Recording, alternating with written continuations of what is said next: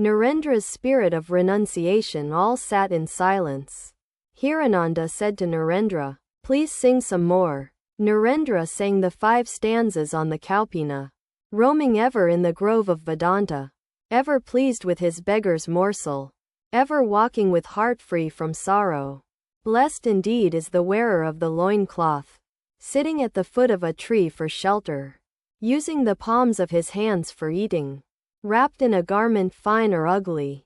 Blessed indeed is the wearer of the loin-cloth, satisfied fully by the bliss within him, curbing wholly the cravings of his senses, contemplating day and night the absolute Brahman. Blessed indeed is the wearer of the loin-cloth. When Sri Ramakrishna heard the line, contemplating day and night the absolute Brahman, he said in a very low voice, "Ah!" Then, by a sign, he said to the devotees, "This is the characteristic of the yogi." Narendra finished the hymn, witnessing the changes of mind and body, not but the self within him beholding, thinking not of outer, of inner, or of middle. Blessed indeed is the wearer of the loin-cloth, chanting Brahman, the word of redemption, meditating only on I am Brahman, living on alms and wandering freely. Blessed indeed is the wearer of the loin-cloth. Again Narendra sang, meditate on him, the perfect, the embodiment of bliss. Meditate on him, the formless, the root of the universe, the hearer behind the ear, the thinker behind the mind, the speaker behind the tongue, himself beyond all words. He is the life of life, the ultimate, the adorable, Master. To Narendra, and that one, all that exists art thou. Narendra sang, I have joined my heart to thee. All that exists art thou. Thee only have I found.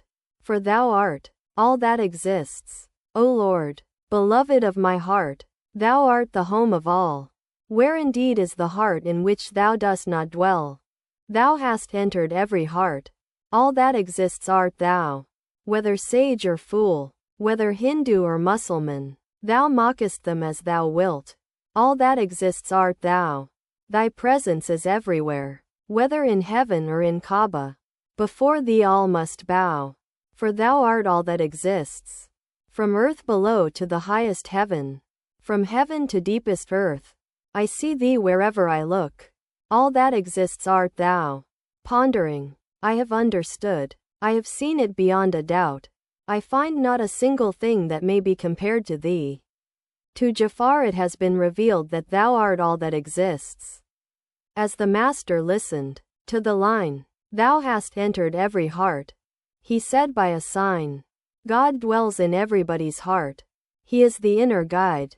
As Narendra sang the line, I see thee wherever I look. All that exists art thou. Hirananda said to him, yes, all that exists art thou. Now you say, thou, not I, but thou. Narendra, give me a 1 and I'll give you 1,000,000.